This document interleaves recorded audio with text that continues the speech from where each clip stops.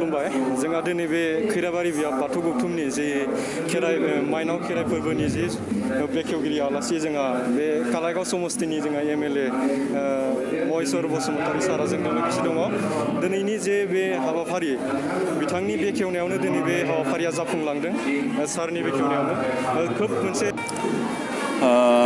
दिनैनि बे गोथार माइनाव फोरबो सानाव खैराबारि बियाब बाथौ महासभानि दैदेननायाव बे अरायथा बे बियाबनि बाथौ थानसालियाव दिनै गाजा गोमजायै बे माइनाव फोरबोखौ फालिदों आरो थारैनो खुसिनि बाथ्रा बेहाय आंखौबो दिनैनि बे आर'ज आरो जानो गोनां गेवलां मेलनि बेखेवगिरि महरै हांख्रायदोंमोन आरो बेहाय आं बाहागो लानो मोननानै थारैनो जोबोद खुसि मोनदों। आं सासे बाथौ सिबियारि सुबुं हिसाबै बाथौ धोरोमनि सान्थौफोरनि सायाव जथेस्थ' फोथायनाय दङ।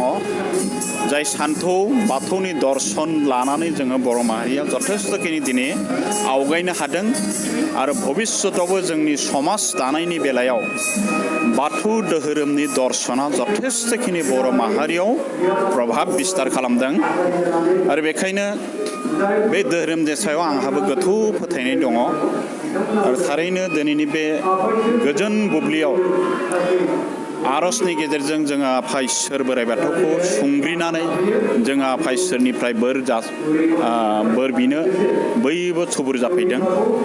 माइनाव फोरबोआ गुबैयै आबादजों सोमोन्दो गोनां। जों बर' माहारिया जिहेथु बांसिनानो आबादजोंनो थांनानै दङ, आबाद मावनानैनो जायो।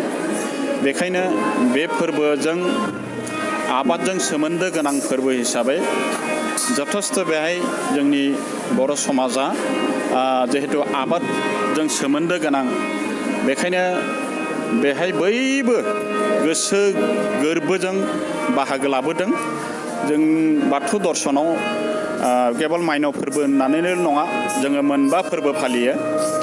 रंजालि बैसागो फोरबो, आवसिया खेराइ फोरबो, नैबे माइनाव फोरबो, ओंखाम गोरलै जानाय फोरबो दङ आरो मागो दमासि फोरबो। बे फोरबो मोनबाजों जड़ित दङ जोंनि बर' माहारिया। बेखायनो दिनैनि बे समाव खोब मोनसे गोजोननाय आंनिफ्राय बाथौ दर्शनाव हाबसननानै जथेस्थ' गावखौनो आफा इसोरजों आफा बोराइ बाथौजों गोरोबहोनानै गावखौबो दैदेननाय आफा इसोरनिफ्राय बोर मोननायनि जुनै आं अन्तत दिनै बे बुब्लिसिम एमएलए पर्यन्त जानो हादों।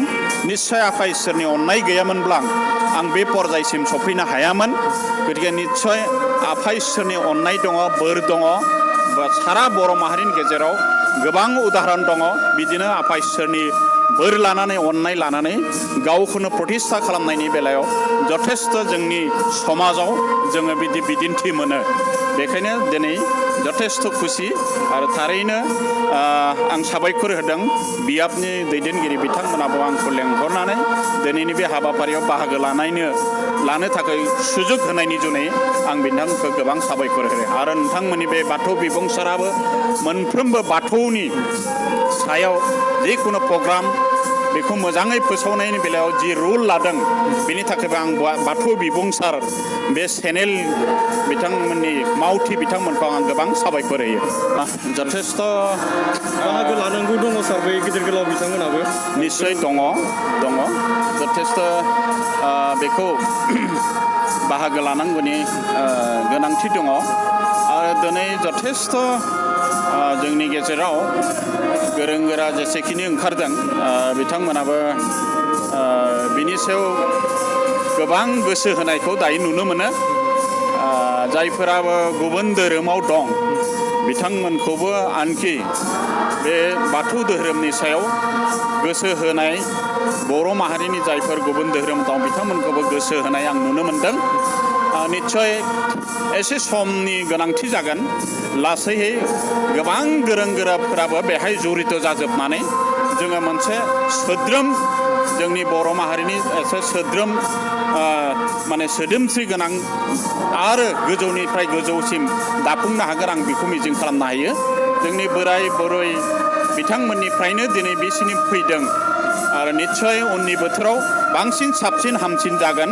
जोंनि उन जोलैयाबो जथेस्थखिनि गोरों गोरा फैगासिनो दङ। बे उन जोलैया गोबां स्टाडि खालामलांगोन, गोबां माने फोसाबलांनायनि गेजेरजों जोंनि बे धोरोमखौ बिश्व दरबाराव गायसनहैनो हागोन, आं बेखौ फोथायनाय दङ। मेसेज माने बे धोरोमनि गेजेरजों गावखौ गायसननो हायो, समाजखौ मोजां लामायाव लांहोनो हायो, समाज बेबस्थायाव बांसिन सोद्रोम जायो। बेखायनो बे धोरोमाव जाहाथे गोसो होहाबनानै बयबो बर' माहारिया जुदि जिखुनु खेत्र'नाव आवगायनायनि बेलायाव जाहाथे धोरोमखौ आफा इसोरखौ सिगाङाव लानानै जाहाथे आवगायलाङो, अब्लानो जोङो मोनफ्रोमबो हाबायाव साक्सेस जालांगोन जाथि हिसाबै।